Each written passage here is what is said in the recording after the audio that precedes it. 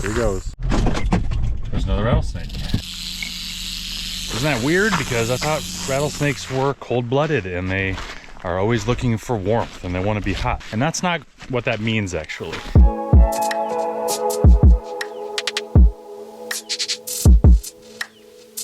Hey everybody, it is currently the hottest day ever recorded in March in Arizona. That means right now in Cave Creek, where I'm leaving, it is currently 103 degrees, and it's warmer than that down in Phoenix. It's about 1,000 feet below me, and it's only going to get warmer in the next few days. So we don't know what snakes are going to be doing in this, and it's not always so simple as, oh, it's warmer, snakes are going to come out, like people think. A lot of times, unusually warm temperatures can actually cause snakes to hide rather than come out. So we have no idea, and there's only one way to go find out. So this might shock you that this is what I'm doing with my evening, but I'm going to go look for snakes, and I'm also going to be looking for Gila monsters. And right now, the conditions feel a lot like how they would be in mid to late May, when Gila monsters are very active.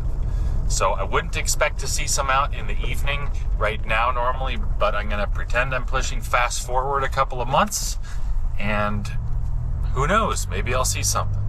And if you're still watching this, spoiler alert, it means I found something, or else I would have just thrown this clip away because there's no video to watch. So I guess we'll find out what it is together.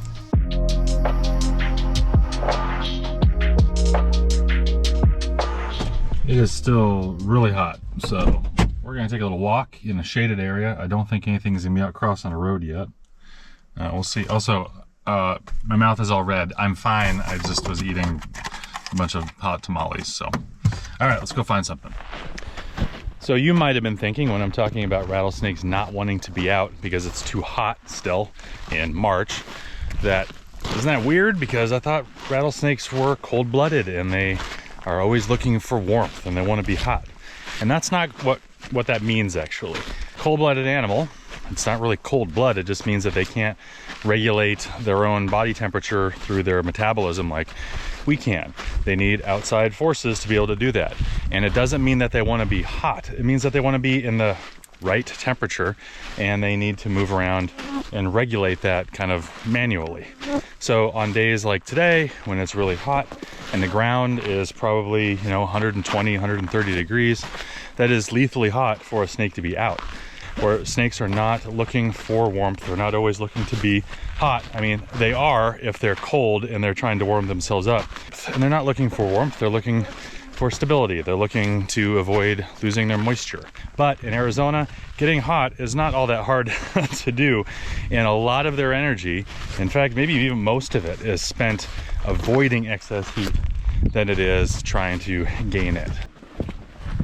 And that is one of the reasons why it's really interesting what the snakes might be doing right now, is because we just don't know what they'd be doing in these really hot conditions. So normally, March and much of April are these really safe times where the snakes can go out and they can kind of take chances, spend a lot of time on the surface, travel to new areas that they're going to go spend a lot of time courting and mating and all the social activity around it. All that requires a lot of time on the surface. And when it starts getting in these kind of conditions that seem more like late May, they're probably pinned down. They're probably not as active as they normally would. So I don't really know.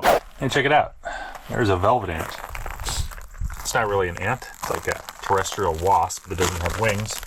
And it has a very long stinger that is supposed to cause pretty excruciating pain. So don't touch it, like everything out here. Okay, I didn't see anything hiking, so we'll get back to being on the road. It's still 103 degrees outside. Yeah, it's one of those days that I love getting out anytime I can, but some of these times where you just feel like you've set yourself up for failure, start thinking about, I could be watching a movie right now. I mean, it would still not be as nice as this though. Well, I'm way up on a hill, and let me show you what I just almost hit with my car because I wasn't expecting it.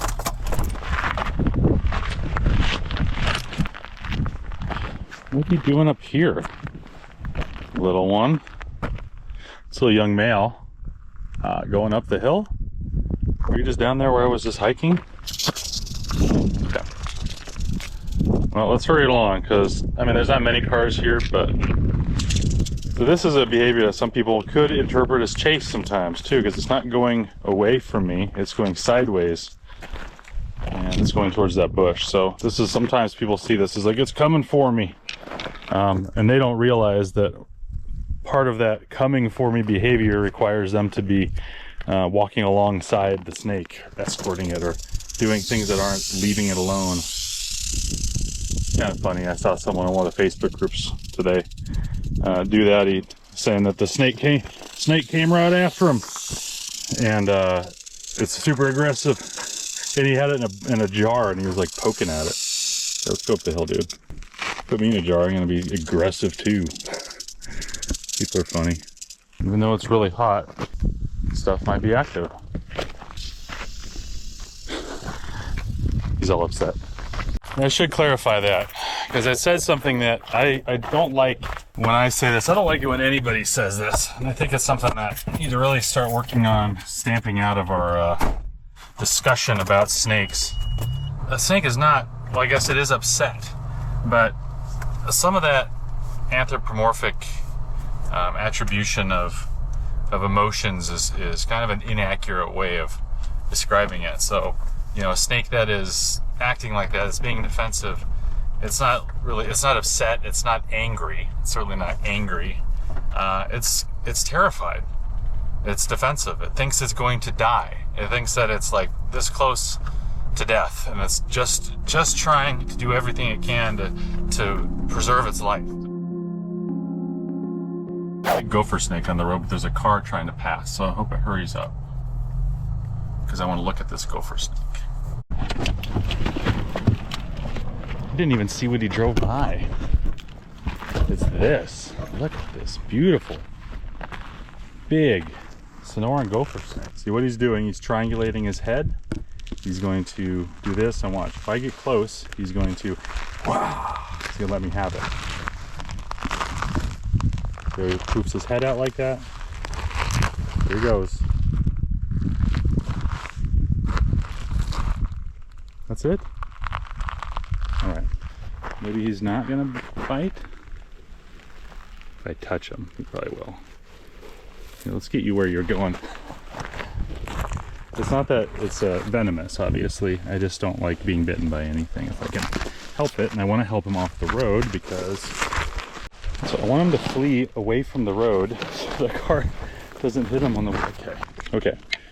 Let's go down the hill, buddy. Come on, go down. Go escape down instead of on the road. There's a hole. Okay. So why didn't I just pick it up? If it's not venomous, it isn't going to hurt me. I don't like having any kind of cuts in my hands. That's it. Yeah, I don't want to be bitten by anything. Why would I? So I moved that gopher snake off with a hook, and it's good. I'm just glad that car didn't hit it. So I'm glad stuff's moving. I mean, it's really interesting. I was kind of thinking that stuff would be really suppressed, but so far it's not even dark yet, and I've seen 2 snakes out on the road. So there's another rattlesnake. Where are you going, dude? There's like a cliff right there. I gotta move before that car gets here, because he's gonna come back.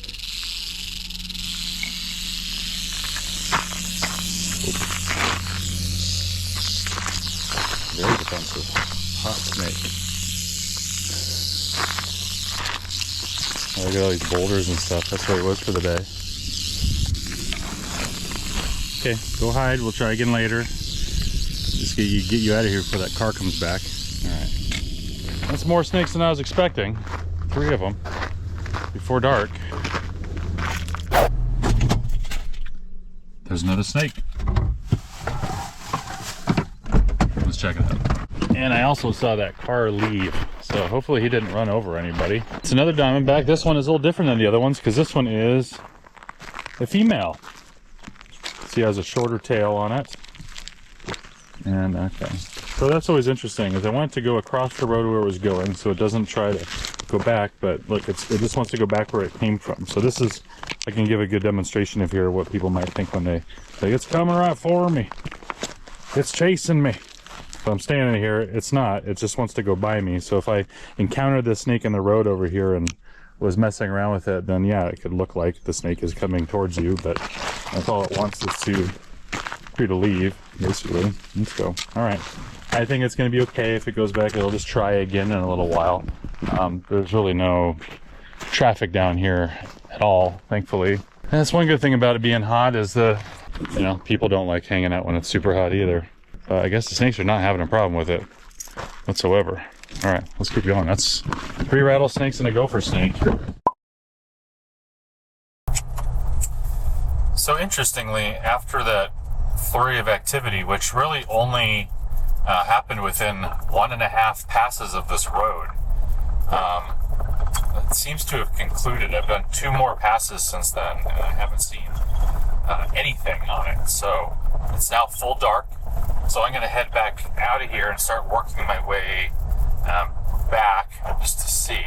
So I don't want to see dead snakes on the road on that big paved stretch. I have about 20 miles of pavement to drive on to get out of here. But it's still useful information because all those animals that were trying to cross the road and unfortunately didn't make it, those are all still saying that there was something that was moving. Let's see if we see anything else. So I'm home.